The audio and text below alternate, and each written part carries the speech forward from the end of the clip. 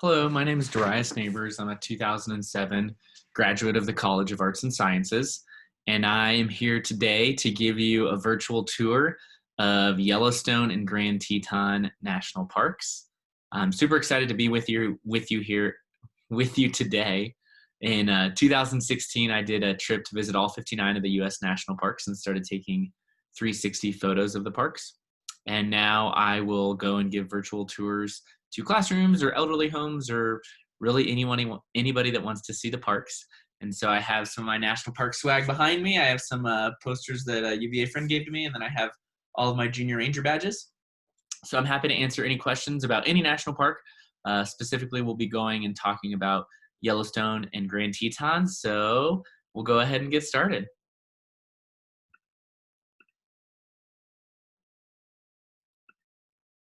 All right, so I will send this link out so that you guys have it, so you can either follow along if you want, or you can check it out later. But on my website, 59and59.com/virtual tours, you will see that there are a ton of virtual tours of national parks. So you can check all those out. And if you missed the one from yesterday, here's the one from Grand Teton. The one we'll be doing today is from Grand Canyon yesterday. Today will be Yellowstone and Grand Teton. So I'll click into it. You can either check out the tour here, or you can click on this little thing in the top left corner. And it'll take you to a page where you can click on a full screen version of it, which is what I'm gonna do. So we'll just hop straight into Yellowstone National Park. For anybody that's been to Yellowstone or heard of Yellowstone, this is probably what you think of. This is Old Faithful, and you have thousands of people gather to watch Old Faithful erupt every about hour or 70 minutes. And so you get this great big eruption. Everybody's sitting there. There's a ton of people, and it's a super popular and well-known site, not just in the United States, but all around the world. So Yellowstone was our first national park. It was established March 1st, 1872, and they actually set it aside because they thought the land was of zero to no value. So that was why it was first established, and now, of course, it's one of the most beautiful places in our country. So while this is the most popular part in the park, I'm going to take you to some of the less well-known parts in the park.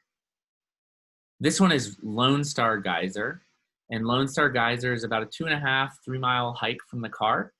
And as opposed to being surrounded by several thousand people watching the eruption, I was there when there were 0 other people with me watching the eruption. So this was a 30 to 40 foot eruption out of Lone Star. It erupts every 4 hours. So it's 7 in the morning, 11, 3, 7, 11, 3, 7, 11, 3. And it honestly is like clockwork. So you can go hike out to the end of this trail and see the eruption. There's actually a little box right here, and inside that they have a journal where people can write down when they saw the eruption, what it was, how long it was, etc. And you're also next to this beautiful, beautiful little river, so you just get some other great views as well. This is one of the more well-known parts of the park. This is called Artist Point, and it's in what they call the Grand Canyon of the Yellowstone. So I'm sure you guys have all seen this picture. So there are these beautiful parts of Yellowstone. And of course, when you're at these beautiful parts, you're surrounded by lots of beautiful people. So you'll often in Yellowstone run into large crowds, but you can avoid the crowds by going to places like Lone Star. I have to get out of their way. Another part that's become quite popular is this place called Grand Prismatic. And so Grand Prismatic, until recently, you could really only experience by this boardwalk that walked right in front of it. And then they created this overlook so you can get above Grand Prismatic and actually see the colors of it. This is a great place to go in the afternoon. If you go in the morning, the heat of the water can sometimes make steam rise up and make it actually difficult to see these changing colors. And the crazy thing about these changing colors is they're actually different microbes, and the different microbes live at very distinct temperatures. And so the Cooler temperatures are on the outside, and so there's a completely different microbe that lives there and makes that color. So that's why you get those crazy, crazy colors. And again, you are going to run into a fair number of people up here, but it is just an incredible spot that I stop at pretty much every time that I'm in Yellowstone. This next one is Steamboat Geyser. And Steamboat is the the tallest active geyser in the world right now. The crazy, crazy thing about Steamboat is that it's gone for periods where it won't erupt for 1 year, 8 years, 30 years, and nobody will see an eruption. And since I want to say 2018, it's been erupting every 5 to 9 days. And it's just this incredible 300-foot football field long eruption up into the sky, and then it spits off steam. It was running like this. I saw this, I believe, 2 weeks ago at this point. It was shooting out steam for 20 or 30 minutes, and it sounded like a jet engine. And so the eruption happened, and then all the steam was shooting out of it. And there probably wouldn't be another eruption for another 5 to 9 days. And there's really no way to predict it. So unlike Old Faithful, which goes off 70 minutes, and they can get timing within every 2 to 3 minutes of when the next eruption is going to be, with Steamboat, it's been every 5 to 7 days, but it could go silent for years at a time. And so for me, there's these places like Old Faithful that you stop and you know you're going to see a thing. And I have stopped at Steamboat, I want to say 5 times at this point, and I've only caught it erupting once. And usually when I stop at Steamboat, I will sit there for an hour or two or longer and cross my fingers that an eruption is going to happen, but there's no way to predict or plan for it to happen. And so you kind of just have to roll the dice when you walk by. You can see all the boardwalks. The boardwalks are to prevent you from stepping on this fragile ground, not only so you don't destroy it, but also so that you don't hurt yourself. Near these geysers, you could fall through the crust, and it is not the type of land that you would want to fall through because of how hot it is. We're going to head from Yellowstone to Grand Teton National Park, and this is one of my favorite spots in the park. This is called Schwabacher's Landing. If you've ever seen a photo of a moose crossing a river in front of the Grand Tetons, this is probably where that photo was taken. And so I've been to Schwabacher's Landing a dozen times, and I've seen a moose crossing the river in front of the Tetons once. And every single time I go, I try and go at sunrise or sunset, and you get this kind of slow-moving river. It's actually super lucky. There's some beavers that created some beaver ponds and then dammed up some of the water. So the water is really slow-moving, which allows for these really, really beautiful reflections. One of the really kind of interesting stories about Grand Teton National Park is that it was a lot smaller until oh my gosh, I'm totally blanking on their name right now. Why am I thinking the Roosevelts? Not the Roosevelts. They helped donate Acadia and Grand Teton, and the Great Smokies and the U.S. Virgin Islands, the Rockefellers. So the Rockefellers wanted to donate a significant portion of land between Yellowstone and Grand Teton. They also wanted to buy up the other pieces of land to make it a complete kind of area to donate. And so one of the really, I think, fascinating stories of this place is that when they were buying the land, they set up multiple different companies to buy the land. And the reason that they did that is if the landowners knew that Rockefeller was buying it, they were going to jack up the prices. And so he set up 6 or 7 different companies that didn't have his name attached to him and bought the land by these 6 or 7 different companies that he owned all of. And then once he had all the land, he was able to conglomerate it together, donate it to the federal government, and the federal government was able to connect that to create actually a nice drive connection between Yellowstone and Grand Teton. So if you ever go to Yellowstone, you should go to Grand Teton and vice versa, because there's a beautiful drive that connects both of them. Another beautiful spot that you've probably seen photos of Grand Teton is called Mormon Row. And then there's these 2 beautiful historic barns that you can see here. This is another spot.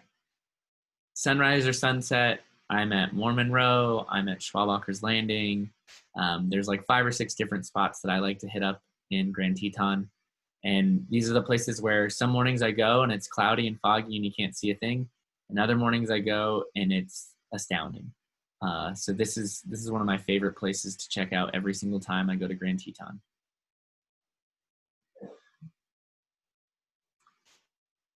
This is Snake River Overlook. I like to start here because it just shows you how close you are to these just absolutely stunning views. And this view was made famous by Ansel Adams. There's an Ansel Adams photograph at this exact location. And it's just one of the stunning American photos that kind of speaks to the mountains of the West. And you get this great 7,000-foot rise of the peaks from this land here up to the top of Grand Teton. And it's just a stunning view, kind of made famous by Ansel Adams. So another one that's really easy to get to. Now, while there's all of these really packed places where there's lots of people in Yellowstone and Grand Teton, you can also get to some quieter places. So I did a hike where I basically, I hiked up one of the kind of valleys in between the mountains here, and then went a little bit further up and came up over another pass. So I went to this place called Lake Solitude. So that's the Grand Teton. So it's kind of on the back side. The trail kind of cuts up through here, through Cascade Canyon. And then it kind of runs up here. This is Lake Solitude. I think I saw 5 people this day. And then the trail kind of continues on this way. And it's not easy to see, but it goes from here and then cuts up this mountainside and kind of runs up this way. It doesn't get to this summit, but it gets, I want to say, to this ridge right here. It's Paintbrush Divide, I believe. So you get up to Paintbrush Divide, and then this comes down Paintbrush Canyon. So Jenny Lake, which is a super well-known spot, is basically on the other side right here. So you come up Cascade Canyon, you loop all the way around, you go up to Paintbrush Divide, and you go down Paintbrush Canyon. So you can either do this as a super, super long day hike, or you can do this as a multi-day trip. So you could come up and camp further down this canyon, and then you could camp further up here or down Paintbrush, and then hike all the way back. So even though the parks are usually super busy, you can also find some times and some places to make it a little bit less busy in Grand Teton and Yellowstone. So I personally prefer to get out in the backcountry and see a lot of these places, but they all have these really nice, accessible places for people to come and visit in addition to that as well. So super quick tour today. I did want to leave it open. I know this is the 3rd tour I've done. We did Shenandoah on Monday. We did Grand Canyon on Tuesday. And then, of course, Yellowstone and Grand Teton today. So I'm happy to answer your questions about any of those park tours. I'm also happy to answer any questions about any national parks or about these ones specifically. I did want to make sure and show you guys. So you'll be able to see all the virtual tours that I have. Those are the sites always up and available for you to check out. So you can see the whole slew of them down here. They're sorted by specific national parks. And then kind of at the beginning of Corona for a couple months, I was making a virtual tour every day. So there's over 100 on the website that you can check out. If there's any virtual tours of other parks that you want to see, please let me know. I am super happy and excited to share these with other people. And I'm super thankful that the Alumni Association let me share them with you guys for UVA homecomings. And if you want to see a tour for your classroom, or you have a friend that's a teacher and you want them to take their class on a virtual tour, let me know. I'm happy to help out, and just super thankful to be here today. So thank you guys so much, and I will stick on to answer any questions. Have a great day. Bye.